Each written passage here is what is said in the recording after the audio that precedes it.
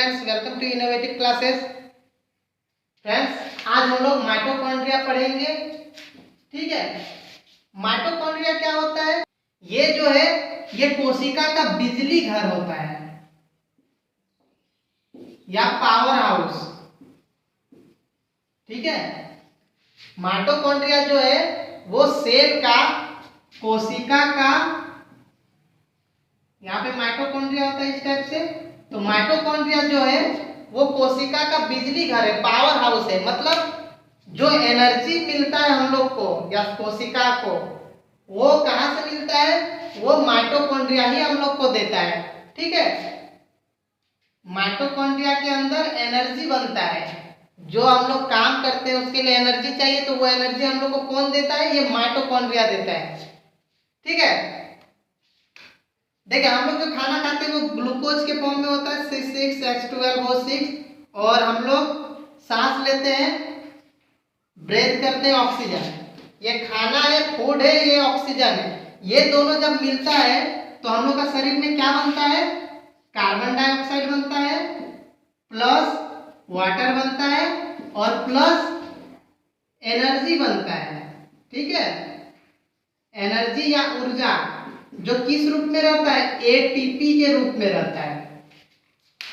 ठीक है, तो जो खाना और ऑक्सीजन, हम लोग खाना भी खाते हैं, ऑक्सीजन भी लेते हैं, दोनों मिल के हम लोग को एनर्जी मिलता है। ठीक है, तो ये जो रिएक्शन है ये कहाँ पे होता है? ये माइटोकॉन्ड्रिया के अंदर ही होता है। वहीं पे ये एनर्जी जो एटीपी के फॉर्म में होता है वो बनता है। ठीक है, तो ये जब ये रिएक्शन होता है तो तीन चीज बनता है, एक कार्बन डाइऑक्साइड, एक वाटर और एक एनर्जी। कार्बन डाइऑक्साइड हम लोग के लिए वेस्ट है, ये हम लोग का कोई काम का नहीं है, तो इसको बाहर निकाला जाता है। ठीक है, तो ये कैसे निकलता है? तो ये डिफ्यूजन, एक वर्ड आता है डिफ्यूजन, जिसको हम लोग विसरण बोलते हैं। तो विसरण के द्वारा कोई भी चीज जो है वो ज्यादा से, ठीक है, जहां ज्यादा सांद्रण है, जो कंसेंट्रेशन है, ज्यादा से कम की तरफ जाना, किसी चीज का ज्यादा कंसेंट्रेशन से कम की तरफ जाना। ठीक है, जैसे यहाँ पे कार्बन डाइऑक्साइड बना CO2, यहाँ पे ज्यादा हो गया और इधर कम है, तो ये यहां से यहां बाहर निकल जाएगा। ठीक है,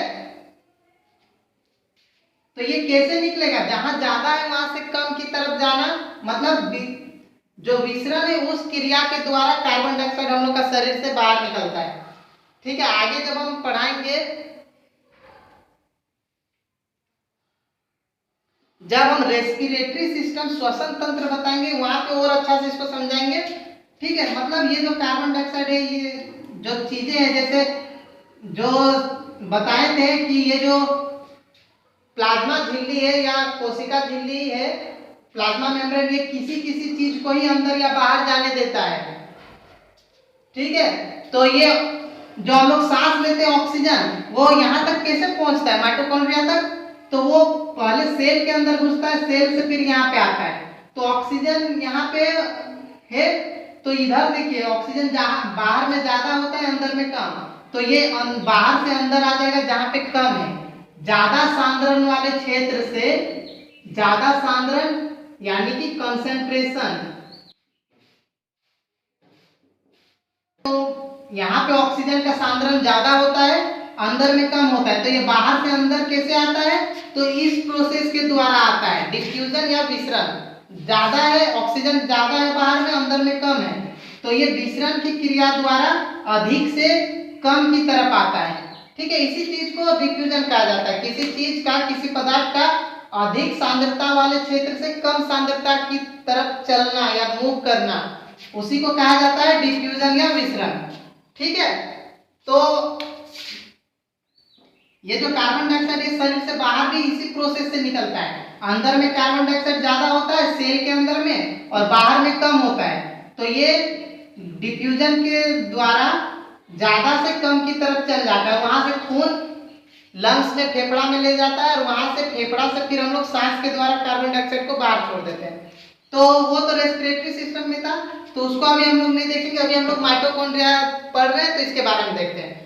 तो ये जो खाना और ऑक्सीजन मिलके कार्बन डाइऑक्साइड बना, इसको तो हम लोग सांस के द्वारा बाहर निकाल देते हैं। ये वाटर जो है, ये पानी जो है ये शरीर में रहता है।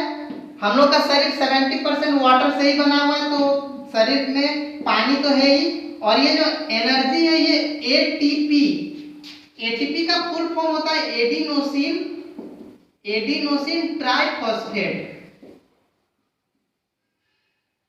ठीक है, एटीपी का फुल फॉर्म है एडिनोसिन ट्राइफॉस्फेट।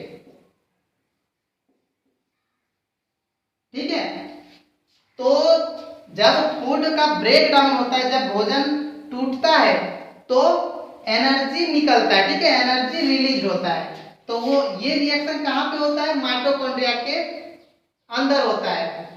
तो इसीलिए हम लोग माइटोकॉन्ड्रिया को बिजली घर या पावर हाउस करते हैं। जो पावर दे, जो एनर्जी दे, उसको बिजली घर कहा जाता है। तो माइटोकॉन्ड्रिया को कोशिका का बिजली घर यानी पावर हाउस ऑफ सेल कहा जाता है।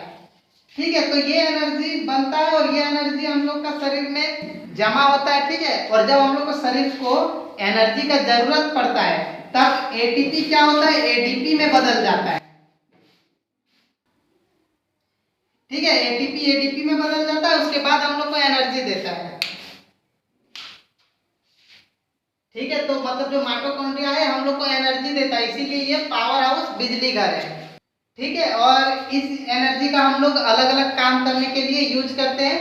और जो इस एनर्जी का यूज नहीं करता है, वैसे लोग जो यूज नहीं करते एनर्जी का, वो क्या होते हैं? वो मोटे हो जाते हैं। क्यों? क्योंकि ये एनर्जी जमा होते जाता है धीरे धीरे चर्बी के रूप में। ठीक है, फैट्स के रूप में जमा होता है शरीर में। जो एनर्जी का यूज करते हैं वो पतले रहते हैं, क्योंकि जमा नहीं हो पाता है शरीर में। और जो नहीं यूज करते इस एनर्जी का, तो उनके शरीर में फैट्स के रूप में जमा होते जाते हैं, जिसके कारण वो मोटे हो जाते हैं। ठीक है, तो ये समझ गए माइटोकॉन्ड्रिया क्या है? पावर हाउस है।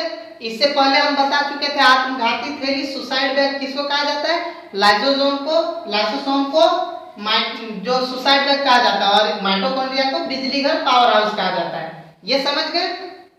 ठीक है, अब हम लोग आगे का देखेंगे। ठीक है।